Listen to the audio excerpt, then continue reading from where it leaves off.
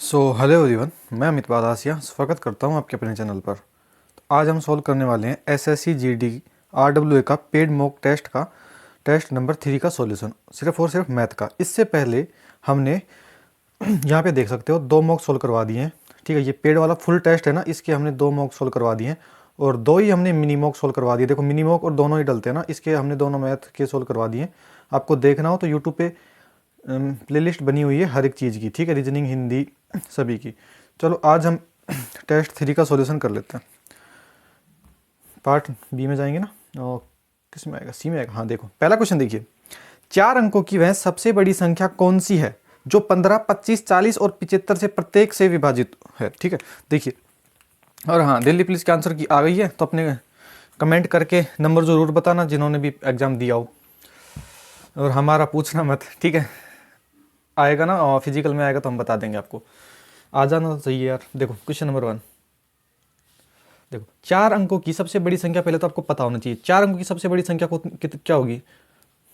ये होगी 9,999। ये 4 अंकों की सबसे बड़ी संख्या होती है। इसको 15, 25 और 40 और 75 से विभाजित पूर्णतः। देखो इसमें क्या करना है ना, 15 एलसीएम लेना आपको। एलसीएम किसका लेना है? 15 का और 25 का और किसका? 40 का और 75 का। देखो अगर मैं आपको शॉर्ट मेथड बताऊं, आपको देखो ट्रिक बताऊं आपको। देखो ट्रिक कैसे, देखो ये 75 है, 75 किससे विभाजित होगा? 25 और 3 तीनों से विभाजित होता है। तो देखो ऐसी संख्या देखो जो 25 से पूरी पूरी विभाजित हो। तो देखो 4 ऑप्शन देखिए आप, चार ऑप्शन देखिए आप। देखिए चारों ही ऑप्शन देखिए, चारों ही ऑप्शन में डबल जीरो है लास्ट में, तो ये 25 से पूर्णतः विभाजित होगी। अब देखो 3 से चेक करना है, तो पहला देखिए 3 का नियम क्या कहता है कि उनके अंकों का योग 3 से पूर्णतः विभाजित होना चाहिए। तो देखो 9 और 5 को जोड़ेंगे तो कितना बनेगा? 14 बनेगा, जो कि नहीं होता। ये पहला ऑप्शन हमारा गलत हो जाएगा। देखो 9 और 6 ये 3 से पूर्णतः विभाजित होगा। ठीक है, 9 6 15 होता है, 15 3 से पूर्ण विभाजित। देखो 9 और 4 कितना होता है? 13 होता है, जो कि गलत हो जाएगा। 8 8 16 1 17 ये भी नहीं होगा। तो हमारा एक ही ऑप्शन बचता है, ऑप्शन नंबर बी, जो 3 से पूर्णतः विभाजित है। ठीक है, तो ऑप्शन नंबर ए हो जाएगा। बाकी आप इसको करना चाहो तो देखो इसका एलसीएम लेंगे हम। कैसे एलसीएम लेंगे? सबका अलग अलग मेथड होता है। तो देखो पहले मैं 5 कॉमन ले लूँ, तो देखो 5 दिया 15, 5 में 25, 5 अंडा 40 और 5 15 से जाएगा। ठीक है, फिर से मैं 5 कॉमन ले लूँ तो 3 में तो भाग जाएगा नहीं, फिर 5 में जाएगा एक बार 8, और फिर 15 में जाएगा तो 3 बार जाएगा। ठीक है, देखो 5 तो यहाँ पे था और 5 हम यहाँ से बाहर और कॉमन लिए, समझ गए? 5 तो ऑलरेडी था, 5 यहाँ पे हमने कॉमन ले लिया। तो देखो 8 दिया 24, अंदर बन गया 24, बाहर कितना बन गया? 25 25, मतलब 25 25 इंटू 24, ये हमारा एलसीएम हो जाएगा। इसका गुना करके कितना आएगा? यहाँ पे 600 आएगा। तो 600 हमारा एलसीएम हो जाएगा। अब इसको क्या करना है ना, ये 4 अंकों की सबसे बड़ी संख्या कौन सी है? 9,999। इसको ना 600 से आपको भाग देना है। तो देखो 600 से भाग देंगे, इससे भाग देंगे। तो देखो देंगे तो कितने, एक बार जाएगा, कितने बार जाएगा? 600 पर। तो कितना आ जाएगा यहाँ पे 399 आ जाएगा। ये 9 क्या है? यहाँ पे उतार लेंगे, समझ गए? अब कितनी बार भाग जाएगा? देखो 6 पंजू 30 होता है, 6 छंगा 36, मतलब 6 बार 3600, 6 बार जाएगा, 3600 आ जाएगा यहाँ पे। तो 99 आ जाएगा, यहाँ पे 399 फिर से आ गया।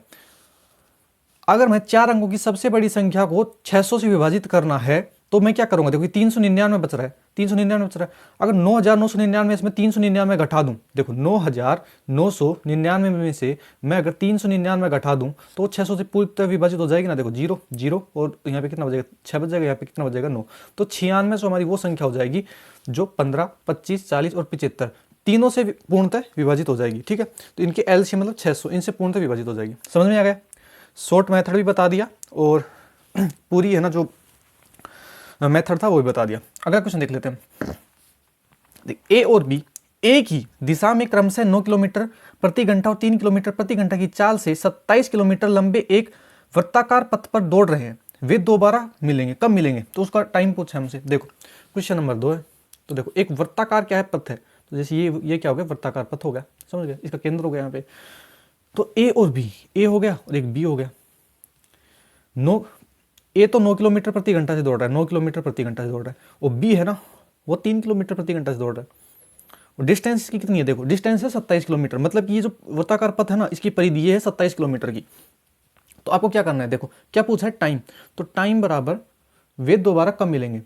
तो देखो वो एक टाइम पे मिलेंगे। टाइम बराबर होता है distance upon speed, distance upon speed, समझ गए? डिस्टेंस कितनी है? 27 किलोमीटर की, 27 किलोमीटर हो गया। अब देखो ये किस दिशा में दौड़ रहे हैं? ये एक ही दिशा में दौड़ रहे हैं। जब देखो वो ट्रेन वाला कॉन्सेप्ट लगता है जब ट्रेनें एक दिशा में चलती हैं, ये एक दिशा में दौड़ रहे हैं, तो रिलेटिव स्पीड होती है ना, वो होती है माइनस, और जब वो विपरीत दिशा में चलते हैं तो रिलेटिव स्पीड होती है प्लस। तो ये एक दिशा में चल रहे हैं, मतलब कि इसका अंतर होगा 9 - 3, समझ गए। ये इस स्पीड से चलेंगे, देखो तो ऊपर क्या है 27 किलोमीटर है, और नीचे क्या है 9 - 3, मतलब कि कितना हो जाएगा 6 घंटे हो जाएंगे मतलब कि 6 की स्पीड हो जाएगी 6 किलोमीटर। बस इसको हल करते हैं, देखो 3 तिया, देखो 3 नाम 27 होता है, 3 दूनी 6 होता है, तो 9/2 का मतलब क्या होता है 4.5 घंटे बाद, 4.5 घंटे बाद वो फिर से मिलेंगे। तो कौन से ऑप्शन में 4.5 घंटा, मतलब ऑप्शन नंबर ए में हो जाएगा।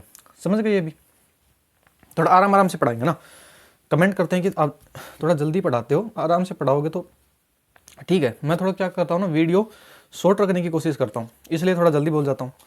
देखिए थोड़ी देर कर लेते हैं, इधर स्क्रीन आएगी। 2020 में सुमित की आय 21,000 रुपये थी, उसकी आय में हर वर्ष 10% की वृद्धि होती है, तो 2022 में उनकी आय कितनी होगी। देखो 2020 में, तो ये हो गया 2020 हो गया, उसमें आय कितनी थी 21,000 थी, 21,000 उसकी आय हो गई। समझ गए। ये हो गया 2020। 2022 में कितनी होगी, देखो पहले तो 2020 है, पहले तो आएगा 2021 आएगा। समझ गए। 2021 के बाद ही तो आएगा 2022 आ गया। आय में हर वर्ष 10% की वृद्धि होती है। देखो 2020 से 2021 तक कितनी % की वृद्धि हुई, 10% की वृद्धि हुई होगी। 2021 से 2022 भी 10% की वृद्धि हुई, क्योंकि क्वेश्चन में खुद बोल रहा है। तो एक बात बताओ मुझे आप, 2020 में उसकी 21,000 आय थी, 2021 में कितनी हो जाएगी, मतलब कि 10% बढ़ेगी तो कितनी हो जाएगी। देखो 21,000 तो थी इसकी ऑलरेडी, तो इस पे 10% बढ़ी, मतलब कि 110/100 इतनी 2021 में हो जाएगी। अब मुझे बताओ 2021 में इतनी, तो 2022 में कितनी हो जाएगी। भाई इतनी आय है तो 2022 में फिर से वो 10% से बढ़ेगी। यहाँ पे बोला ना 10%, हर वर्ष 10% बढ़ती है, तो यहाँ पे जो ये आय बनेगी उसकी भी 10% फिर से बढ़ जाएगी, तो 110/100 फिर हो जाएगी। ये देखो, ये तो यहाँ तक की तो 2021 की आई है, और ये जो यहाँ पे हमने जो गुना किया ना, ये आ गया 2022 का। तो इसने पूछा क्या है 2022 में उसकी आय कितनी होगी, तो इसको हल करेंगे, वही हमारी आय आ जाएगी। तो यहाँ पे देखो 1 2 3 4, 4 जीरो है। देखो 3 तो ये कट चुके हैं और चौथा ये जीरो हो गया। समझ गए।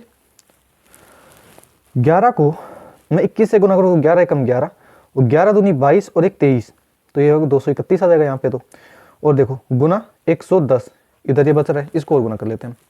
देखो 11 को करेंगे तो 1 3 1 4 3 2 5 और 2, और ये एक जीरो ऑलरेडी है, तो 25,410 कौन से ऑप्शन में, ऑप्शन नंबर सी में। समझ में आया। बहुत ही आसान था, बस कुछ भी नहीं था इसमें। क्वेश्चन नंबर 4, अतुल ने 19,200 रुपये प्रति बोरी की दर से 2 बोरी चावल बेचे। एक पर उसे 20% का लाभ हुआ, दूसरे पर उसे 20% की हानि हुई। पूरे सौदे में उसका लाभ या हानि % बताइए। देखो क्वेश्चन नंबर 4 है। अगर आपको एक, देखो इसमें बेसिक में जाओगे बहुत टाइम लग जाएगा। आपको एक इसमें कॉन्सेप्ट याद रखना है। जब प्रॉफिट %, देखो जब प्रॉफिट % और है ना लॉस % जब बराबर दिए हों, देखो यहाँ पे बोला है ना कितने बराबर, कैसे कि 20% का इसमें को लाभ हो रहा है, 20% की हानि हो रही है, तो ये बराबर तो हो गई ना। तो उसमें क्या फॉर्मूला होता है, उसमें हमेशा हानि होती है -x²/100, ये इसका फॉर्मूला होता है डायरेक्ट।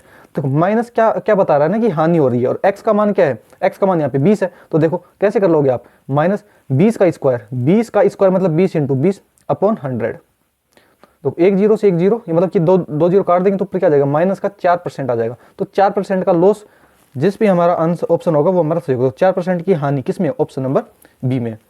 बाकी आप इसको कॉन्सेप्ट से करना चाहो तो कॉन्सेप्ट से भी कर सकते हो, कोई इसमें बड़ी बात है नहीं। देखो ये तो फर्स्ट मेथड हो गया। सेकंड मेथड देखो 20% की पहले लाभ हुआ है, तो 20% की फ्रैक्शन वैल्यू कितनी होती है, 1/5 होती है। तो पहले तो 5 से 6 हो गया, समझ गए। फिर कितना हुआ है, 20% की हानि हुई है, मतलब 5 से 4 हो गया, समझ गए। तो इसमें पूछा है लाभ या हानि पूछी है। देखो 5 5, देखिए इसमें क्या करना है, पहले आपको 20% का लाभ हुआ है और दूसरे में 20% की हानि हुई है, समझ गए। इसमें देखो पहली लाइन पढ़ी आप, 19,200 प्रति बोरी की दर से 2 बोरी बेची है, मतलब जो सेलिंग प्राइस है ना वो बराबर है। तो देखो इसको बराबर करना पड़ेगा। तो मैं अगर इसको 3 से किससे करूँ, 2 से गुना कर दूं तो ये 6 दूनी 12 हो जाएगा, समझ गए। अगर मैं इसको 3 से गुना करूँ तो 4 × 12 होगा। यहाँ पे इसको 2 से गुना करें तो यहाँ पे 2 से गुना करेंगे तो देखो यहाँ पे हो जाएगा 5 दूनी 10 हो जाएगा। यहाँ से देखो समझ में आ रहा है। देखो 2 से 5 को गुना करूँ तो 5 दूनी 10 हो गया, 3 को यहाँ पे 5 से गुना तो 15 हो जाएगा। देखो यहाँ पे कितना हो जाएगा, 6 दूनी 12, और यहाँ पे भी 4 × 12, समझ गए। अब देखो यहाँ से कितना हो गया 10, और यहाँ पे कितना हो गया 10 और 15 25 हो गया। 25 की चीज यहाँ पे कितना है 24 भी। तो यहाँ पे क्या हो जाएगा, देखो 25 का सामान 24 में बेच दिया तो एक का लॉस हो गया कितने पर, 25 रुपए पर। और परसेंटेज निकालेंगे 100 से गुना करेंगे तो 25 चौक 100, तो यहाँ पे माइनस का 4%। देखो यहाँ पे देखा ना 25 से 24 हुआ तो 1% मतलब एक लॉस हो रहा है यहाँ पे, तो 4% का लॉस यहाँ से भी हमारा सही आंसर। तो हमने दो मेथड बताए हैं, उम्मीद है दोनों मेथड ही आपको समझ में आएंगे। पेज हम चेंज कर लेते हैं और अगला क्वेश्चन देख लेते हैं। देखिए, यदि एक निश्चित साधारण ब्याज की दर पर कोई धनराशि 5 वर्ष में स्वयं की दोगुनी हो जाती है तो साधारण ब्याज की उसी दर पर यह धनराशि 8 वर्ष के बाद स्वयं की कितनी गुनी हो जाएगी। देखो साधारण ब्याज का क्वेश्चन है, क्वेश्चन नंबर 5। देखिए, मैंने मान लिया कोई धनराशि है पी, मतलब पी हो गया प्रिंसिपल, वो था 1 रुपये, समझ गए। कोई धनराशि 5 वर्ष बाद, मतलब टाइम हो गया 5 वर्ष, 5 ईयर्स हो गया, कितनी हो जाती है, स्वयं की दोगुनी हो जाती है। मतलब अमाउंट दे रखा है, दोगुनी हो गई, मतलब कि 1 का 2 रुपये हो गया। आप मुझे बताओ, प्रिंसिपल 1 है और अमाउंट 2 है, तो इस पर ब्याज कितना मिला, ब्याज मिला 1 रुपये का। अमाउंट माइनस प्रिंसिपल, 2 माइनस 1 करोगे तो 1 आ जाएगा। समझ, यहाँ से आप रेट नहीं निकाल सकते, यहाँ से हम रेट निकालेंगे। तो एसआई का फॉर्मूला क्या होता है, साधारण ब्याज का होता है PRT/100। देखो इसका मैं 2 मेथड बताऊंगा आपको ना, पहले इसे समझ लीजिए। तो एसआई देखो यहाँ पे कितना 1 रुपये मिला है, एसआई बराबर पी प्रिंसिपल यहाँ पे कितना माना, 1 माना था। आर हमको निकालना है, टी कितना यहाँ पे देखो 5 साल दे रखा है, अपॉन 100 हो जाएगा। तो देखो 5 से काटेंगे तो 20 बार में, ये 20 इधर आएगा तो आर का मान कितना आ जाएगा, 20% आ गया यहाँ से 20%। अब देखो अगली लाइन पढ़िए आप यहाँ से, साधारण ब्याज की उसी दर पर, मतलब ये कौन सी दर निकाली हमने, 20% दर निकाल ली। तो यहाँ पे रेट कितनी हो गई, रेट हो जाएगी 20% की हो गई। उसी दर पर यह धनराशि कितनी, यही धनराशि जो पी है ना, जो यहाँ पे प्रिंसिपल जो 1 रुपये माना था, यहाँ पे भी 1 रुपये हो जाएगा। 8 वर्ष बाद, टाइम बराबर हो जाएगा 8 वर्ष हो जाएगा, कितना गुनी हो जाएगी, मतलब अमाउंट हमसे पूछा है। अमाउंट मतलब कि कितना गुना हो जाएगा, प्रिंसिपल का कितना गुना हो जाएगा। तो यहाँ पे आप मुझे बताओ, एसआई का फॉर्मूला यहाँ पे वही होगा PRT/100। देखो पी का मान यहाँ पे कितना है, पी का मान यहाँ पे 1 है, ठीक है। आर का मान यहाँ पे कितना है, 20 है। टी का मान यहाँ पे कितना है, 8 है, समझ। और अपॉन 100 जो है वो तो आएगा ही। अब यहाँ पे देखो 20 से काटेंगे तो 5 बार में, समझ गए। तो यहाँ से एसआई कितना आ गया, एसआई आ गया यहाँ पे 8/5, 8/5 आ गया एसआई। अब मुझे बताओ, अगर अमाउंट एसआई 8/5 आया तो अमाउंट कितना हो जाएगा, अमाउंट हो जाएगा प्रिंसिपल प्लस क्या हो जाएगा, एसआई होता है अमाउंट। तो देखो यहाँ पे प्रिंसिपल कितना है, 1 रुपये, अमाउंट कितना है 8/5 है। इसको करेंगे, देखो 5 कितना हो जाएगा, 8 4 12 13, 13/5 हो गया, समझ गए। अमाउंट इतना हो गया। इसको और हल करें तो देखो 5 दूनी 10 होता है और 3 बच जाएगा, तो 2 सही 3/5, ये इतना अमाउंट हो जाएगा। अब मुझे बताओ, 1 रुपये से कितना हो गया, 2 सही 3/5 हो गया, तो कितना गुना हो गया, 1 का कितना गुना है, 2 सही 3/5 ही है, तो 2 सही 3/5 हमारा सही आंसर हो जाएगा। तो कौन सा ऑप्शन, ऑप्शन नंबर ए में है। सेकंड मेथड बता दूं आपको, सेकंड मेथड, इसलिए तो वीडियो लंबी होती है ना। देखिए यहाँ पे हो गया कोई प्रिंसिपल 1 रुपये मान लिया मैंने प्रिंसिपल, समझ गए।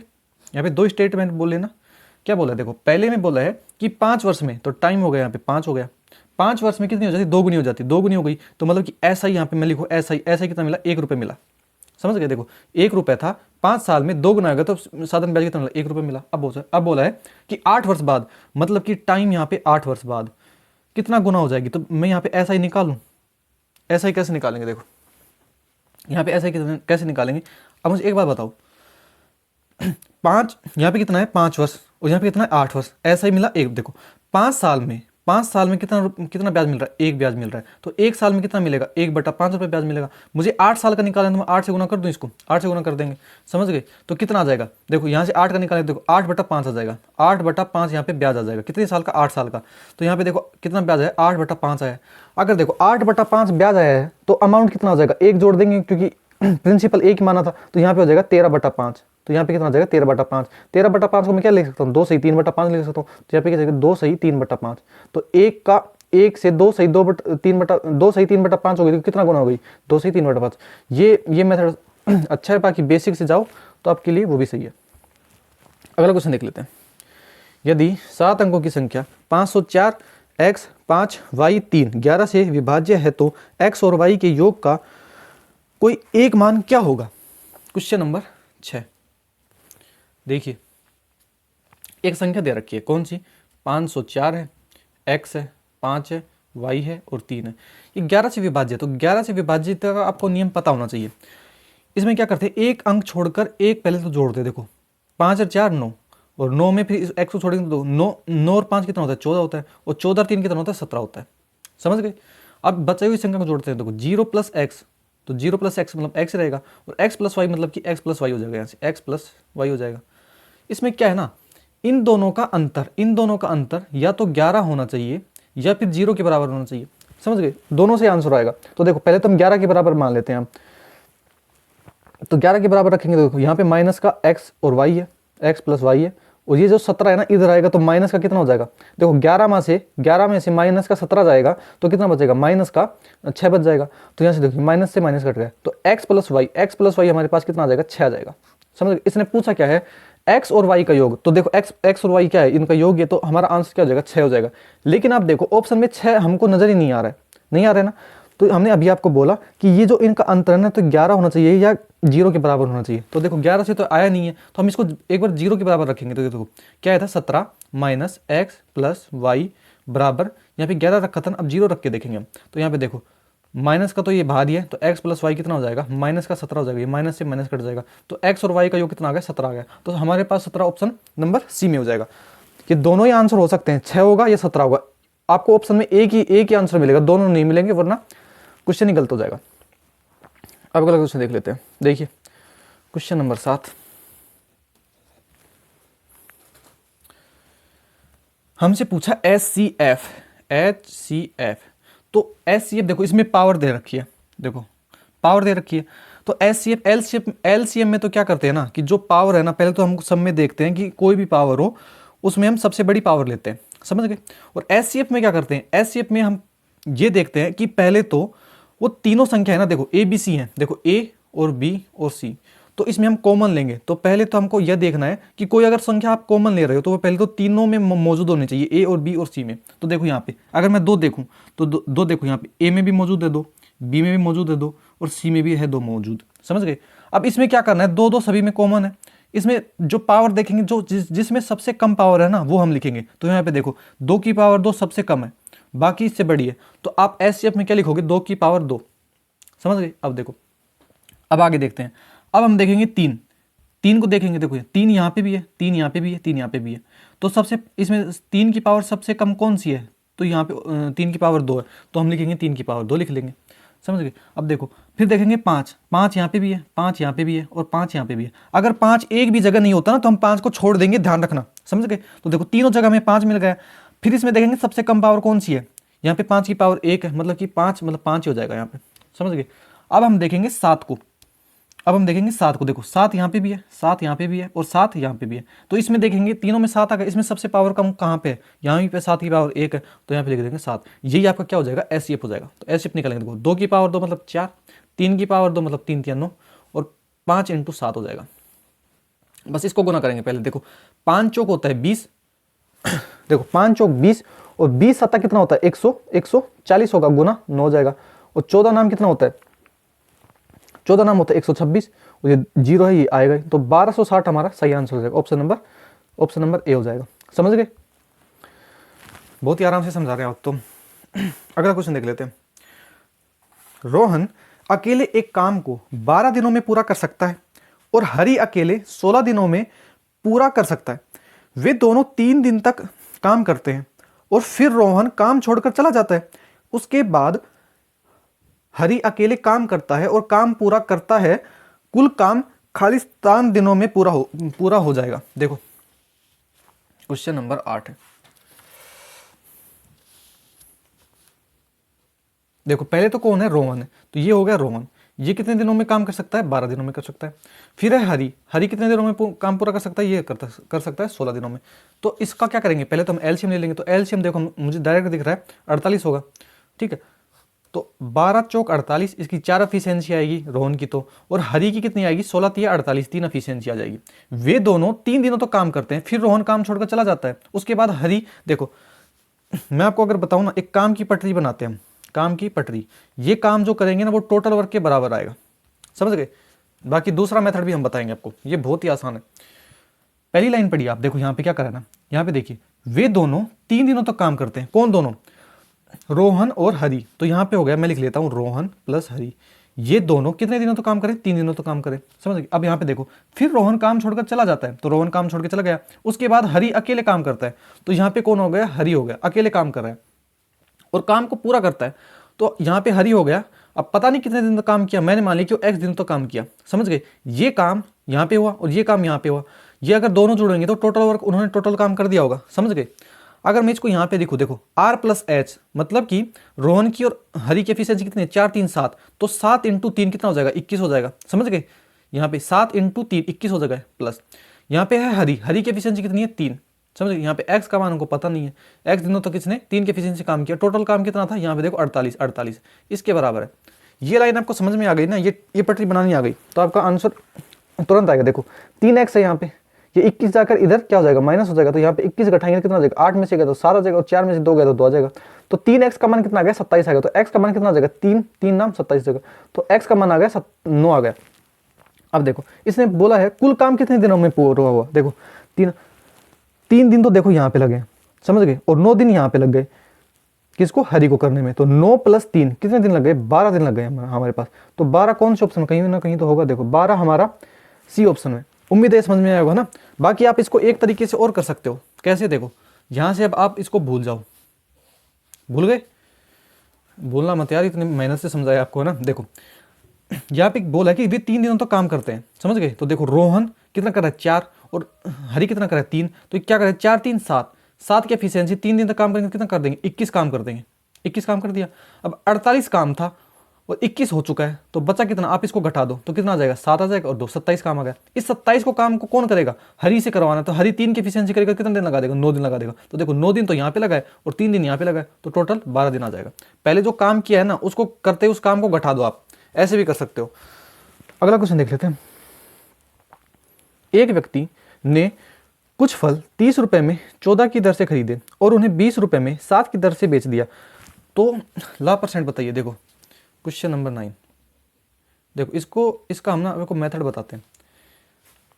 ऐसे सवालों में को क्या करना है, देखो पहले तो लिखना है ऊपर रुपए, ऊपर तो रुपए होना चाहिए, ये सूत्र ही मान लो आप। देखो ऊपर तो रुपए होना चाहिए और नीचे होनी चाहिए क्वांटिटी, समझ गए। इसका अनुपात ये तो है कॉस्ट प्राइस, समझ गए, और एक आएगा सेलिंग प्राइस। इसमें भी क्या करना है, ऊपर तो रुपए लेने और नीचे क्वांटिटी। इसमें कोई महाभारत तो कुछ बताया नहीं हमने। देखो ऊपर रुपए लेना, नीचे क्वांटिटी, ऊपर रुपए और नीचे क्वांटिटी। अब देखो पहले कॉस्ट प्राइस लेना, तो देखो 30 रुपए में 14 की दर से खरीदे, तो ये कॉस्ट प्राइस है। तो देखो 30 रुपए में तो ऊपर आएगा रुपए 30, और कितने की दर से, 14 की दर से, तो यहाँ पे क्वांटिटी आ गई, यहाँ पे अनुपात लगा देंगे। अब देखो सेलिंग प्राइस में क्या कर रहा है ना, 20 रुपए में 7 की दर से खरीदे, तो कितना रुपए है, 20 रुपए, तो रुपए आएगा ऊपर और कितने की दर से, 7, तो 7 आ जाएगी, क्वांटिटी आ जाएगी नीचे। ये रेशियो में, तो अब इसको काट लेते हैं। देखो ये 0 से 0 कट चुका है, 7 से काटेंगे तो 2 बार में, ये 2 उधर चला जाएगा, तो देखो 3 तो इधर है, ये 2 उधर जाके गुना हो जाएगा, तो 3:4, मतलब 3 का खरीद के 4 में बेचा, कितने का प्रॉफिट हुआ, 1 का प्रॉफिट हुआ, कितने पर, 3 पर, और गुना कर देंगे परसेंटेज निकालने के लिए 100 से, तो 1/3 का आपको पता है 33 सही 1/3% होता है, तो ऑप्शन नंबर बी हो जाएगा। बाकी आप इसको मेथड से भी कर सकते हो, मैं तो आपको सजेस्ट करूंगा ऐसे करना, रुपए अपन ऐसे, ये क्वेश्चन आता है तो रुपए अपन क्वांटिटी अनुपात रुपए अपन क्वांटिटी। देखो इसमें क्या करना है, देखो यहाँ पे हो गया, देखो 30 रुपए में, 30 रुपए में यहाँ पे हो गया प्राइस हो गया, ठीक है, ये हो गया CP और ये हो गया यहाँ पे SP, समझ गए। और इधर हो जाएगा क्या है, यहाँ पे है क्वांटिटी, मतलब कि कितने की दर से खरीदा। देखो बोला 30 रुपए में 14 की दर से खरीद के लेके आया, 30 रुपए में 14 की दर से खरीदा, बेचा कितने में, यहाँ पे सेलिंग प्राइस के लिए 20 रुपए में, 20 रुपए में किसकी दर से, 7 की दर से बेचा। तो आपको ये करना है, पहले क्वांटिटी को बराबर करना है। तो देखो अगर मैं इसको 2 से गुना कर दूं तो कितना हो जाएगा, 14 क्वांटिटी हो जाएगी। अगर मैं इसको भी फिर 2 से करूंगा कितना हो जाएगा, 40 हो जाएगा। अब आप पढ़िए, देखो इस सवाल को, 14 रुपए में, मतलब कि 14 वस्तु 30 रुपए में खरीदी और 14 वस्तुओं को 40 में बेच दिया, समझ गए। 30 रुपए में खरीदी और 40 में बेच दिया, तो यहाँ पे कितने का प्रॉफिट हो, 10 का प्रॉफिट कितने पर, 30 पर। परसेंटेज निकालने के लिए 100 से हम गुना कर देंगे, तो 1/3 का वही 33 सही 1/3% आ जाएगा। देखो आज तो हर क्वेश्चन के 2 मेथड बता रहे हैं ना। क्वेश्चन नंबर 10 देखिए, एक छात्रावास में लड़कों और लड़कियों की संख्या का अनुपात कितना है, 5:7 है। यदि 40% लड़कों और 50% लड़कियों को उनकी पढ़ाई के लिए छात्रवृत्ति मिल रही है, तो छात्रावास में उन विद्यार्थियों की प्रतिशत क्या है जिन्हें कोई छात्रवृत्ति नहीं मिल रही है। तो यहाँ पे देखो कोई छात्रावास है, उसमें है एक तो बॉयज है और अनुपात में है गर्ल्स, समझ गए। बॉयज कितने हैं, 5:7 में है, बॉयज और गर्ल का रेशियो कितना है, 5:7। अब आप इस चीज़ को पढ़िए। देखो पहले तो आपको ये देखना है ये पूछा क्या है। इसने पूछा है उनका प्रतिशत बताइए जिन्हें कोई छात्रवृत्ति नहीं मिल रही है। समझ गए? तो मैं यहाँ पे डायरेक्ट निकालूंगा जिसको छात्रवृत्ति नहीं मिल रही है। तो यहाँ पे छात्रवृत्ति नहीं मिल रही, यहाँ पे नहीं मिल रही, समझ जाना आप है ना। यहाँ पे इन छात्रवृत्ति नहीं मिल रही उसका निकालेंगे। तो देखो अगर मैं इसको 0 0 लगा लूँ तो कोई फर्क है नहीं है फर्क। देखो इसने क्या बोला, छात्रवृत्ति छात्रावास में उन विद्यार्थियों का, देखो ऊपर वाली लाइन पढ़िए, यहाँ से पढ़िए, यदि 40% लड़कों को और 50% लड़कियों को उनकी पढ़ाई के लिए छात्रवृत्ति मिलती है। अब मुझे एक बात बताओ, 50 लड़के हैं, कितने हैं यहाँ पे मैं लिख रहा हूँ 50 लड़के हैं। अगर इनको 50 लड़कों में से 40% लड़कों को छात्रवृत्ति मिलती है तो कितने परसेंट लड़कों को छात्रवृत्ति नहीं मिलती होगी? देखो 40% को मिल रही है तो जाहिर सी बात है 60% लड़कों को नहीं मिलती होगी। तो यहाँ से हम काटेंगे तो कितना आ जाएगा, 6 5 30, मतलब कि 30 लड़कों को छात्रवृत्ति नहीं मिलती है। समझ गए? अब यहाँ पे देखो 70 लड़कियाँ हैं, इसमें से 50% लड़कियों को छात्रवृत्ति नहीं मिलती तो कितने को मिलती होगी, 100 - 50, मतलब 50% लड़कियों को छात्रवृत्ति मिलती होगी। तो यहाँ पे कितना आ जाएगा, 7 5 35। अब देखिए यहाँ पे नीचे वाली लाइन पढ़िए आप, उन विद्यार्थियों की प्रतिशत क्या होगा जिनको छात्रवृत्ति नहीं मिलती। तो देखो कितने विद्यार्थियों को छात्रवृत्ति नहीं मिल रही है। देखो 30 + 35, देखो 30 और प्लस 35, इतने विद्यार्थियों को छात्रवृत्ति नहीं मिल रही है। कितने विद्यार्थियों में से 50 तो लड़के हैं और 70 लड़कियां हैं, 50 तो लड़के हैं और 70 लड़कियां, इतने विद्यार्थियों में से इतने विद्यार्थियों को छात्रवृत्ति नहीं मिल रही है। और परसेंटेज निकालने के लिए 100 से गुना कर देंगे। तो देखो 70 + 35, इतने विद्यार्थियों को क्या नहीं मिल रही, छात्रवृत्ति नहीं मिल रही, तो कितने हो जाएगा, 65 हो जाएगा। अपॉन टोटल विद्यार्थी कितनी है, 50 + 70, 50 + 70 मतलब 120 छात्र है ना। और परसेंटेज निकालने के लिए 100 चल ही रहा है। बस इसको हल करेंगे हम। देखो ये 2 0 से 2 0 कट चुका है, 2 से काटेंगे तो 5 बढ़ जाएगा, 2 से काटेंगे तो 6 बढ़ जाएगा। तो देखो 65 × 5 कितना हो जाएगा, यहाँ पे कर लेते हैं। देखो 65 × 5 25 2 6 5 30 2 32, 325 आ गया। समझ, 325 को 6 से भाग देंगे कितना आ जाएगा, 6 5 30। देखो अगर हम ऑप्शन देखें, तो देखो ऑप्शन देखिए आप, 1/6, यहाँ पे 6 आ रहा है तो 1/6 हमको एक ही ऑप्शन में दिख रहा है फ्रैक्शन में, तो ऑप्शन नंबर हमारा बी सही आंसर हो जाएगा। बाकी आप करो तो 6 5 30 होता है, 2 बच जाएगा, 2 बच जाएगा, 6 चौका 24 होता है, 54 सही, 1/6 हमारे कौन से ऑप्शन में, ऑप्शन नंबर इसी में हो जाएगा। अगला क्वेश्चन देख लेते हैं। एक पाइप किसी टैंक को 7/4 घंटों में भर सकता है, जबकि दूसरा पाइप टैंक के पूरा भरा होने पर उसे 21/8 घंटे में खाली कर सकता है। दोनों पाइपों को उस समय खोला गया जब टैंक 2/3 खाली था। तो टैंक को भरने में कितना समय लगेगा? देखिए क्वेश्चन नंबर 11। देखो कितना छोटा छोटा, देखो कितना बड़ा बड़ा क्वेश्चन है, कितना छोटा छोटा सॉल्यूशन है। समझ गए? और कोई ट्रिक भी नहीं है, पूरा बेसिक है। देखिए एक पाइप है, मान लिया ए पाइप हो गया, वो कितना टाइम लेता है, 7/4 घंटा टाइम ले रहा है। दूसरा पाइप है, दूसरा पाइप बी है, जो भरने में कितना टाइम ले रहा है, 21/8 घंटा ले रहा है। इसकी एफिशिएंसी निकालने के लिए हम पहले क्या करते हैं, एलसीएम लेते हैं। तो यहाँ पे देखो एलसीएम कैसे लेना, आप ये ध्यान रखना है। देखो आपको अंश का एलसीएम लेना है, मतलब कि 7 और 21 का एलसीएम लेना है। तो 7 और 21 का एलसीएम कितना होगा, 21 ही आएगा। समझ गए? अब देखो 7 का भाग दोगे तो कितनी बढ़ेगा, 7 या 21, और ये जो अपॉन का 4 है ना, ये इधर आके गुना हो जाएगा। समझ गए? ये बटा वाला है ना, ये इधर आके गुना हो जाएगा। देखो 21 का भाग देंगे तो कितनी जगह, 1 पर जाएगा, और ये 8 है ना, इधर आके गुना हो जाएगा। समझ गए? तो इनकी एफिशिएंसी निकालेंगे तो 4 × 12, और यहाँ पे कितनी आ जाएगी, 8 × 8 हो जाएगी। इनकी एफिशिएंसी आ गई, ए और बी की एफिशिएंसी हमारे पास ये आ गई है। अब देखो टैंक 2/3 खाली है, ठीक है।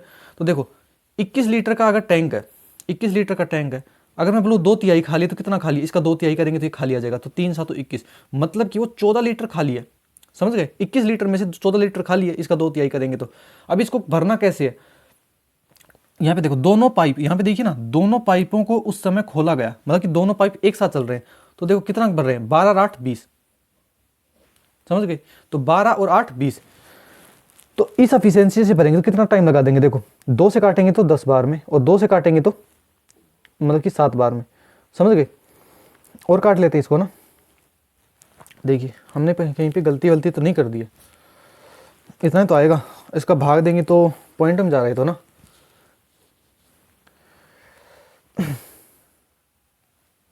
देखिए यहाँ पे हमने यहाँ पे गलती कर दी। देखिए ये जो बी वाला पाइप है ना, यहाँ पे देखो, यहाँ पे हमने पढ़ा ही नहीं। देखो ये जो बी वाला पाइप है ना, देखो यहाँ पे खाली कर सकता है, मतलब ये जो बी वाला नहीं खाली कर रहा है, मतलब ये माइनस आएगा, यहाँ पे माइनस आएगा। आप समझे? आप मतलब 12 लीटर पानी डाला 1 घंटे में, और अगले घंटे में मतलब उसी घंटे में 8 लीटर निकाले तो कितना भरा, 4 लीटर भरा।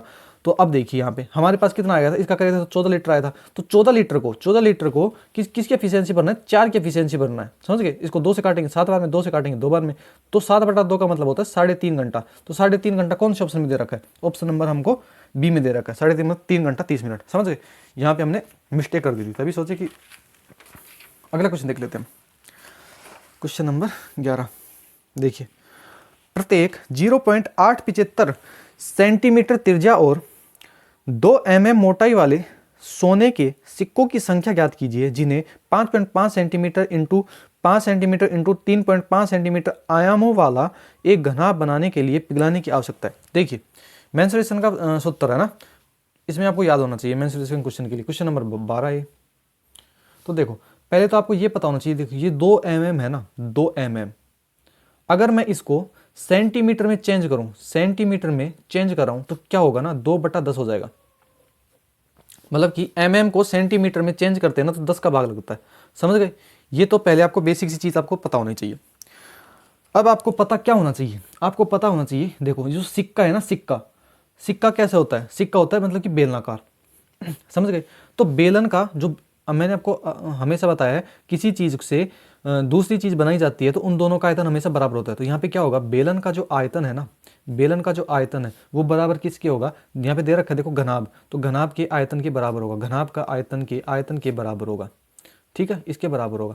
इसने बोले कितने सिक्के, तो बेलन से बनाए जा रहे हैं कितने सिक्के, तो मैंने मान लिया बेलन से n सिक्के बनाए जा रहे हैं, तो इनको n से गुना कर देंगे, बस इसमें अब कुछ भी नहीं करना। अब देखो यहाँ पे क्या है, n है, तो बेलन का आयतन कितना होता है, उसका होता है pi R square H, pi square बराबर घनाभ का क्या होता है, L into B into H, L B H होता है, समझ गए। बस इसमें हमको मान रखना है, तो ये n हो गया। पाई का मान कितना होता है, 22/7 होता है। यहाँ पे r का मान देखिए, r का मान दे रखा है इसने 0.875 सेंटीमीटर, मतलब कि मैं लिख सकता हूँ ना 875/100। कैसे, इसका जो पॉइंट हटा था, देखो 1000 आएगा ना, हाँ देखो इसका पॉइंट हटा था तो 3 जीरो नीचे लेके आएगा, तो आर स्क्वायर तो मतलब इसको 2 बार लिखना पड़ेगा, 875/1000 बराबर, देखो गुना h हो रहा है ना, तो h देखिए, h यहाँ पे क्या था, ये h ही तो है, 2 mm मोटाई, तो ये क्या है, ऊंचाई है, तो 2/10 आ जाएगा बराबर। क्वेश्चन अच्छा है ना।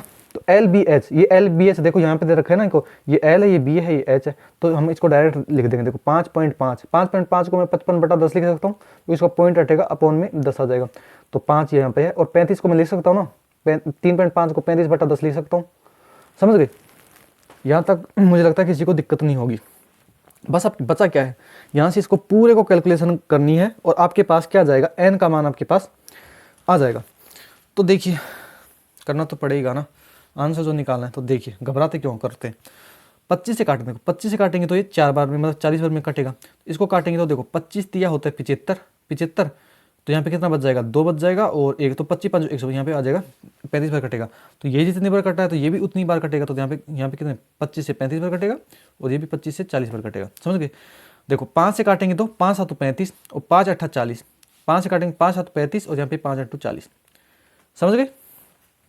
अब देखिए 2 से काट लें इसको,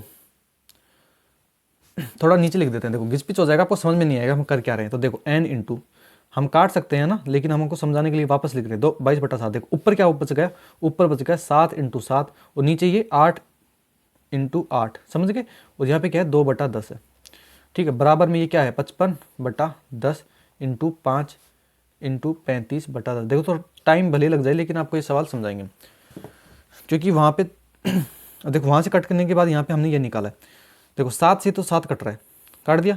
अब आपको अच्छे से समझ में आएगा। और देखो 2 से काटेंगे तो 11 बार में, 2 से काटेंगे तो ये 4 बार में, इसको 2 से काटेंगे तो फिर ये 2 बार कट जाएगा, समझ गए। अब देखो 11 से काटेंगे तो 5 बार में जा रहा है, ठीक है। 5 से काटेंगे इसको 2 बार में, और 5 से इसको काटेंगे तो 2 बार में, तो ये देखो 2 दूनी 4, 2 दूनी 4, 4 से काटेंगे तो ये 2 बार में कट जाएगा, 4 दूनी 8 हो जाएगा। अब देखो हम फिर से लिख लेते हैं एक बार, है ना, n इंटू, देखो ये 7 से काट लें, इसको 7 से काटेंगे तो ये 5 बार में ये भी कट रहा है। देखो ऊपर क्या बचा, ऊपर कुछ भी नहीं बचा हमारा n के साथ। नीचे क्या बचा है, नीचे बचा है 2 दूनी 4 और 4 × 10 मतलब कि 40 बचा है बराबर। इधर क्या बचा है, इधर देखो इधर क्या बचा है, इधर बचा है ऊपर 5 बचा है और कुछ भी नहीं बचा। तो n बराबर क्या हो जाएगा, देखो 40 उधर से 5 से ये 40 गुना होगा तो कितना हो जाएगा, 5 चौक 20। हमारा आंसर मतलब कि n कितने सिक्के आ जाएंगे, 200 आंसर हो जाएगा। 200 कौन से ऑप्शन, ऑप्शन नंबर सी में। देखो ये कैलकुलेशन से घबराना नहीं है ना, हम और भी जल्दी कर देते हैं, समझाने में ना थोड़ा टाइम लग जाता है। देखो गीता अपने घर से 13वां क्वेश्चन है ना, गीता अपने घर से 270 किलोमीटर दूर अपने गृह नगर गई। उसने अपनी यात्रा 10 बजे पर शुरू की और 2 बजे पर वह अपने गंतव्य स्थान पर पहुंच गई, जिसमें 20 किलोमीटर की यात्रा उसने 60 किलोमीटर प्रति घंटा की चाल से, कैब से, और 240 किलोमीटर की यात्रा 80 किलोमीटर प्रति घंटा की चाल से ट्रेन से तय की। अपने गंतव्य स्थान तक की शेष दूरी उसने ऑटो से तय की। तो ऑटो की चाल पूछी है। देखिए क्वेश्चन नंबर 13, देखो जितना बड़ा क्वेश्चन दिख रहा है ना, हम आपको पता ही होगा कितना शॉर्ट में करवाते हैं ना, बिल्कुल बेसिक से भी। देखो 270 किलोमीटर कोई दूरी है, तो यहाँ पे देखो हम दूरी बना ले एक बार, ये होगी दूरी, ये कितनी है 270 किलोमीटर, यहाँ से लेकर यहाँ तक 270 किलोमीटर है। चली कितने बजे है, गीता चली है 10 बजे चली है यहाँ से, वो कितने बजे पहुँच गई है, 2 बजे पहुँच गई है। मैं यहाँ पे से पूछूँ टाइम कितना लगा, टाइम देखो यहाँ से अगर मैं आपसे पूछूं तो इसको टाइम कितना देते हो, 10 बजे चली और 2 बजे पहुंची, तो इसको टाइम लगा 4 घंटे का। समझ, आप निकाल लेना, देखो 4 घंटे का टाइम लगा। अब मुझे आप देखिए यहाँ पे जो बोलता है ना वो करना है। 20 किलोमीटर 60 की स्पीड से चल रही है, तो यहाँ पे देखो मैंने मान लिया 270 है, तो यहाँ से यहाँ पे मान लिया मैंने यहाँ तक मैंने मान लिया 20 किलोमीटर हो गई, और ये 60 की स्पीड से गई है। ऊपर तो डिस्टेंस है और नीचे क्या है, स्पीड है, ये ध्यान रखना, समझ गए। अब अगली लाइन पढ़ते हैं। देखो 240 किलोमीटर 80 की स्पीड से जा रही है, तो 200 यहाँ से हो गए 240 किलोमीटर हो गई, यहाँ तक मैंने मान ली, और ये 80 की स्पीड से जा रही है, समझ गए। अब आप मुझे बताओ 240 यहाँ पे चली, 20 यहाँ पे चली, कितनी चली 260 चल ली, बची ये टोटल कितनी है 270 है, तो यहाँ पे बचेगी कितनी 10 किलोमीटर की डिस्टेंस हमारे पास बच जाएगी, समझ गए। अब स्पीड निकालनी है ना। मुझे एक बात बताओ, किसकी यहाँ पे, ये यहाँ पर जो 10 किलोमीटर ना, ये यहाँ पे जा रही है ऑटो से, ये ऑटो से जा रही है यहाँ पे, इसी की हमको स्पीड निकालनी है। देखो डिस्टेंस तो हमारे पास आ चुकी है, अगर मेरे पास टाइम और आ जाए तो मुझे स्पीड निकाल लूंगा, क्योंकि आपको पता है स्पीड बराबर होती है डिस्टेंस अपॉन टाइम होता है, समझ गए। अब मुझे एक बात बताओ आप, 20 यहाँ पे क्या है ना 20 किलोमीटर है और 60 की स्पीड से टाइम कितना लगेगा, देखो तो यहाँ पे कितना हो जाएगा 20 की डिस्टेंस 20 किलोमीटर 60 की स्पीड से जाए कितना टाइम लग जाएगा यहाँ पे, देखो तो 20 से कम 20 और 20 दिया 60, मतलब 1/3 घंटा लग गया, हावर्स लग गया। यहाँ पे देख दो टाइम, दूसरा टाइम देख ले, 240 तो डिस्टेंस थी और 80 की स्पीड से जा रहा है, तो कितना टाइम लग जाएगा यहाँ पे लग गया 3 घंटा, समझ गए। टोटल घंटा यहाँ पे T1 प्लस T2 दोनों का यहाँ पे टाइम देखो कितना टाइम लग गया, 1/3 घंटा प्लस 3 घंटा, तो 3 × 9 9 1 10, तो 10/3 घंटा लग गया, समझ गए। इन दोनों डिस्टेंस को चलने में उनको 10/3 घंटा लग गया। अब यहाँ पे देखो ना टोटल टाइम कितना लगा था, 4 घंटा लगा था, मतलब अगर 4 घंटे में से मैं अगर 10/3 घंटा घटा दूँ, ठीक है, तो हमारे पास ये यहाँ पे ऑटो वाला टाइम आ जाएगा। तो देखिए 4 × 12, 12 में से 10 जाएगा तो 2/3, मतलब कि 2/3 यहाँ पे घंटा लगा है, 2/3 यहाँ पे घंटा लगा है। तो देखो यहाँ पे देखते हैं डिस्टेंस कितनी है 10 है, और ये ऑटो है ना 10 की डिस्टेंस को 2/3 में कवर करता है, मतलब 2 और अपॉन का 3 है वो ऊपर चला जाएगा, तो 2 से काटेंगे तो 5 बार में, तो 5 × 15, तो ऑटो की स्पीड कितनी आ जाएगी 15 किलोमीटर प्रति घंटा। तो ये कौन से ऑप्शन है, ऑप्शन नंबर 1 में ऊपर ही रखा है, ठीक है, कुछ भी नहीं है, पूरा बेसिक था, और जितना फास्ट करोगे हो जाएगा। देखिए 78 रुपये प्रति किलोग्राम कीमत वाली चीनी को 46 रुपये प्रति किलोग्राम कीमत वाली चीनी के साथ किस अनुपात में मिलाया जाए ताकि मिश्रण को 75 रुपये प्रति किलोग्राम में बेचने पर 20% का लाभ हो। तो ये मिक्सचर और एलिगेशन का क्वेश्चन है, क्वेश्चन नंबर 14।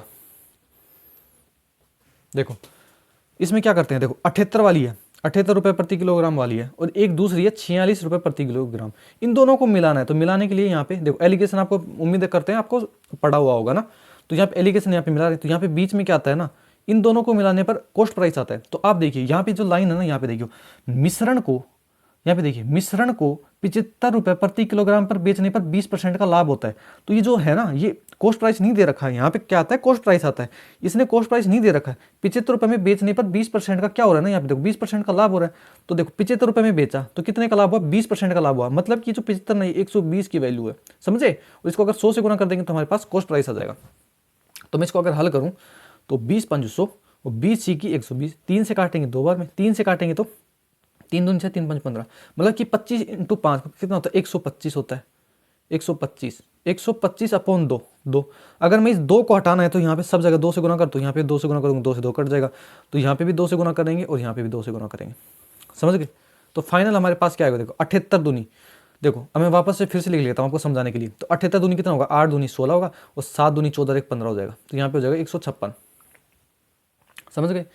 46 को मैं 2 से गुना करूँगा कितना आ जाएगा, 46 दूनी होते हैं 92 और बीच में क्या है 125 है, तो इसको क्या कर रहे हैं ना, मिला रहे हैं। तो यहाँ पे क्या आएगा, यहाँ पे डायरेक्ट अनुपात आएगा। देखो 156 में से पहले यहाँ पे घटा लेते, देखो बड़े में से हमेशा छोटा घटाना है, तो 125 में से 92 घटाओगे कितना आएगा, 33 आएगा, और 156 में से 125 घटाओगे कितना आएगा, 31 आएगा।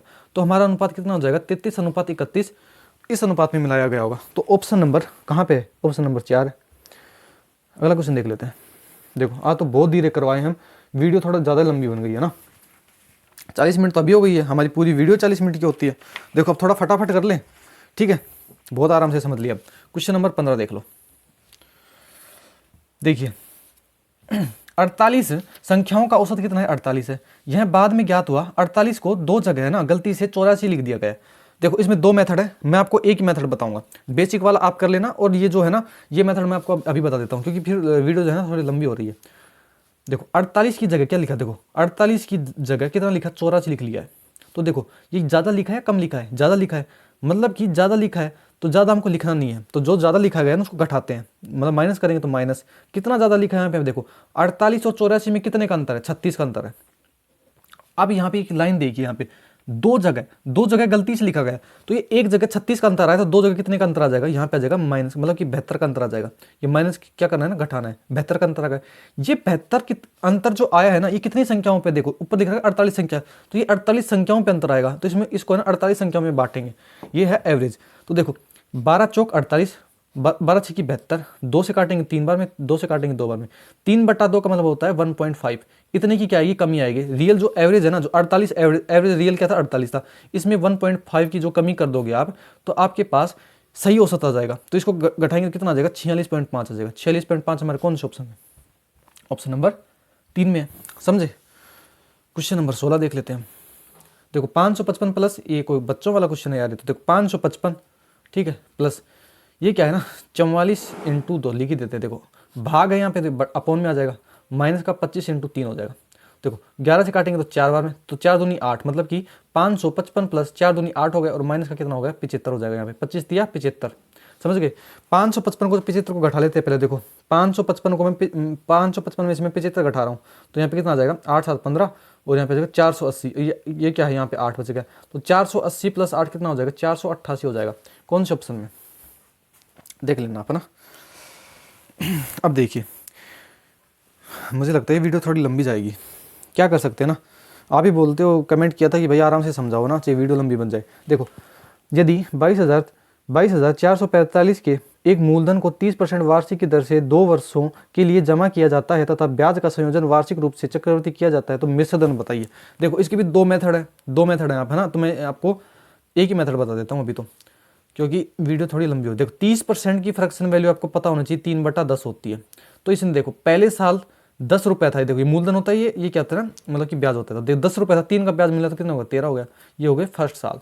फिर सेकंड साल क्या हुआ, सेकंड साल भी 10 रुपये था तो 13 हो गया। अब मुझे बताओ यहाँ पे, देखो ये तो होता है प्रिंसिपल, ये होता है अमाउंट होता है। देखो प्रिंसिपल यहाँ पे इसको गुना करते हैं, 10 दाएँ 100 हो गया, और अमाउंट कितना हो गया, 13 × 13 मतलब 169 हो गया। समझ गए? क्वेश्चन में हमको मूलधन देखो, ये मूलधन के नीचे तो जो दे रखा है ना उसको नीचे रखते हैं, और जो पूछते हैं उसको गुना करते हैं। तो देखो मूलधन कितना दे रखा है इसको, इसमें देख रहा है 22,445 में मूलधन दे रखा है, हमारे हिसाब से मूलधन कितना है, 100 है, तो अपॉन हो जाएगा 100, और जो पूछा ना उससे गुना कर देते हैं। देखो यहाँ पे अगर ब्याज पूछेगा तो हमको 69 से गुना करेंगे, अमाउंट पूछेगा तो 169 से गुना करेंगे। तो लास्ट वाली लाइन पढ़िए, मिश्र धन पूछा तो 169 से हम उसको गुना कर देंगे। समझ गए? बस इसको आपको हल करना है। तो देखो मैं फटाफट हल कर देता हूँ। देखो 9 5 45 होता है, 45 होता है, तो यहाँ पे 4 आ जाएगा। 9 चौक 36 और 6 5 30, 9 चौक 36 और 6 5 30, तो कितना हो जाएगा, यहाँ पे 6 और 3 3 6 हो जाएगा, तो यहाँ पे हो जाएगा 70, 7 आ जाएगा।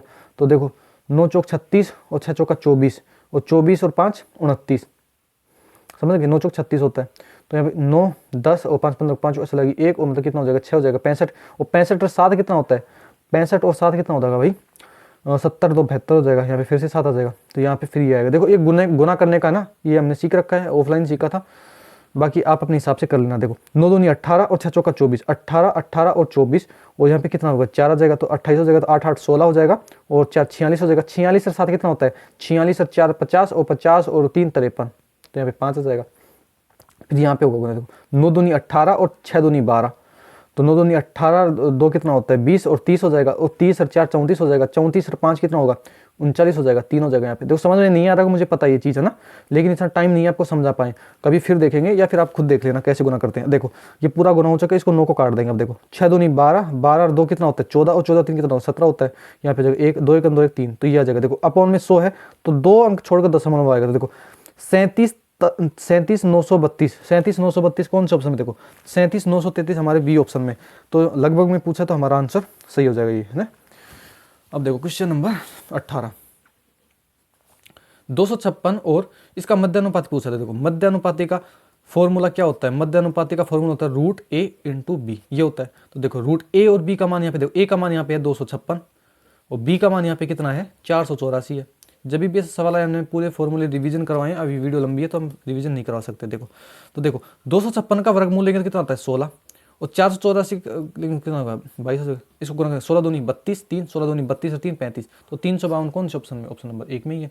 अगला क्वेश्चन देख लेते हैं भाई, अब लंबे लंबे क्वेश्चन बताओ यार। क्वेश्चन नंबर 19, समलंब चतुर्भुज में सम्मुख समांतर भुजाओं की लंबाई क्रमशः 12 सेंटीमीटर और 8 सेंटीमीटर है, और उनके बीच की सबसे छोटी दूरी 16 सेंटीमीटर है। तो समलंब चतुर्भुज का क्षेत्रफल, इसका फॉर्मूला होता है डायरेक्ट, देखो ए बराबर मतलब एरिया, ये है क्षेत्रफल, ये होता है 1/2 ए प्लस बी इंटू एच। समझ गए, तो एरिया क्या हो जाएगा यहाँ से एरिया क्या हो जाएगा, देखो तो यहाँ से 1/2 ए प्लस बी, यहाँ पे मैं लिख देता हूँ। देखो ए का मान यहाँ पे कितना है, यहाँ पे जो पहली लंबाई दे रखी है ना, देखो यहाँ पे जो पहली लंबाई देखा है वो 12 है, ये ए का मान है, और है ये बी का मान 8 है, तो ए का मान 12 हो गया, बी का मान यहाँ पे 8 हो जाएगा, और जो दूरी दे रखी है ना यहाँ पे देखो सबसे छोटी दूरी ये है एच का मान, तो एच यहाँ पे हमारा कितना हो जाएगा 16 हो जाएगा। बस इसमें मान रखेंगे, देखो ए प्लस बी मतलब कि ए प्लस बी 12 प्लस 8 मतलब कि 20 हो गया, और एच का मान कितना है 16 है। बस इसको हल करना है, हल क्या करना है बस इसमें, तो 2 से काटेंगे तो 10 बार में, तो मतलब कि 16 इंटू 10 कितना हो जाएगा, एरिया हमारा 160 आ जाएगा। 160 कौन से ऑप्शन में, ऑप्शन नंबर 2 में ही है। अब लास्ट और अंतिम सवाल देख लेते हैं, इसको पेज को बदल लें। देखिए पार्टनरशिप का क्वेश्चन है, क्वेश्चन नंबर 20। तो देखिए ए ने एक व्यापार की शुरुआत में 45,000 रुपये का निवेश किया, ठीक है, और कुछ समय बाद 30,000 निवेश कर उस व्यापार में शामिल हो गया। यदि 1 वर्ष के अंत में उन्हें 2:1 के अनुपात में लाभ प्राप्त होता है, तो ज्ञात कीजिए कि बी कितने समय के लिए व्यापार। देखो इसमें लिखने का तरीका आपको आना चाहिए, ये हो गया ए मान लिया, और ये हो गया बी हो गया, यहाँ पे तो आएगा पूंजी, ठीक है, यहाँ पे हो गया समय, ये दोनों जब गुना होते हैं ना तो नीचे आता है लाभ का रेशियो, तो नीचे हो गया लाभ। समझ गए। अब देखो पहली लाइन पढ़िए आप, क्या कह रहा है, ए ने 45,000 रुपये खर्च किए, ठीक है, तो ए के नीचे यहाँ पे आ जाएगा 45,000 रुपये हो गए, ठीक है। अब क्या कह रहे हैं, बी ने 30,000 रुपये खर्च किए, तो बी के नीचे आ जाएगा 30,000 आ गया, ये रेशियो में है, समझ गए, ये रेशियो में चलते हैं, तो ये हो गया 30,000 हो गया। अब क्या कह रहा है, यदि 1 वर्ष के अंत में, देखो यहाँ पे देखिए कुछ समय बाद कौन आया है, बी आया है, तो पूरे वर्ष के लिए मतलब कि पूरे साल के लिए तो ए तो हमेशा रहा पूरे साल के लिए, और कुछ समय के बाद हमें नहीं पता कितने समय के बाद आया, तो वो एक्स टाइम के लिए बी रहा, किसमें निवेश में। समझ गए। उनका अनुपात कितना दे रखा है, 2:1 दे रखा है, तो लाभ के नीचे आएगा 2:1 आएगा। बस इसको हल करना है। देखो ये रेशियो में कुछ कटता है तो काट दे, देखो 45,000 है ना, बिल्कुल 45,000 है, ये 30,000 है। देखो ये 3 जीरो से 3 जीरो यहाँ से हम काट देंगे, समझ गए, तो 15 यहाँ पे देख 15 या 45 और 15 दूनी 30, समझ गए। और भी कुछ कटता है, देखो 2 से काटेंगे 6, देखो अभी रहने देते हैं। देखो ये 3 × 12 अपॉन में क्या आएगा इनका 2 × x मतलब 2x हो गया, बराबर इसका रेशियो लाभ में कितना है 2:1 का है, तो 2:1 के बराबर होगा। समझ गए। बस इसको हल करते हैं, 2 से काटेंगे तो 6 बार में, है ना, 2 से काटेंगे तो 6 बार में, और ये 2 से काटेंगे तो 3 बार में, तो यहाँ पे क्या हो जाएगा x, तो उधर आके कितना हो जाएगा x बराबर 9 हो जाएगा। तो x है ना व्यापार में 9 महीनों के लिए रहा। इसने बोला क्या है, मतलब कि b है ना, b 9 महीनों के लिए व्यापार है, ये 9 मंथ्स आया ना, ठीक है, x की वैल्यू यहाँ पे आएगी 9 मंथ। तो ये देखो b है ना कितने समय बाद व्यापार में हुआ, देखो अगर b 9 महीनों के लिए व्यापार में रहा तो कितने समय बाद आया था वो, तो 12 माइनस 9, 12 महीने होते एक साल में, 9 महीनों के लिए रहा, तो मतलब कि 3 महीने बाद वो व्यापार में शामिल हुआ था। तो 3 महीने कौन सा ऑप्शन नंबर हमारा 3 में, ठीक है। तो देखिए हमने 20 क्वेश्चन किए थे, थोड़ी वीडियो लंबी हो गई है, लेकिन बड़े ही प्यार से और आराम से समझाया है, इसलिए वीडियो लंबी हो गई है। अब इसको हम आपके सामने सबमिट कर देते हैं, जिससे आपको पता चल जाए कि जो भी हमने सिखाया और जो भी आपने सीखा वो एकदम सही सीखा या गलत सीखा, ठीक है। और कोई क्वेश्चन गलत हो जाता है तो छोटा बड़ा भाई समझ कर हमको माफ़ कर देना, ठीक है। और हाँ, हमारे 5000 सब्सक्राइबर हो गए थे, वो तो हमने पता नहीं बताया भी था या नहीं, है ना। तो देखो 20 के 20 क्वेश्चन थे, वो हमारे बिल्कुल सही हैं। तो उम्मीद आपने जो भी सीखा वो सही सीखा है। इसके बाद हम टेस्ट 4 का भी वीडियो डाल देंगे, ठीक है, टेंशन मत लो। 25 मॉक टेस्ट डालेंगे RWA पर जो सर हैं, ठीक है। तो 25 के 25 हम आपको सोल्व करवा देंगे, इसकी आप बिल्कुल भी टेंशन मत लो। तो उम्मीद आपको क्लास अच्छी लगी होगी। अच्छी लगी हो तो सब्सक्राइब कर देना चैनल को, क्योंकि देखते ज़्यादा हैं और सब्सक्राइब कम आते हैं। लाइक कर देना और प्यारा सा कमेंट ज़रूर कर देना, आपका हर एक कमेंट पढ़ा जाता है, ठीक है। हर एक कमेंट का रिस्पॉन्स मिलेगा आपको। और दिल्ली पुलिस में आपके कितना स्कोर रहा वो भी कमेंट कर देना। फिर मिलते हैं अगली वीडियो में, तब तक के लिए धन्यवाद।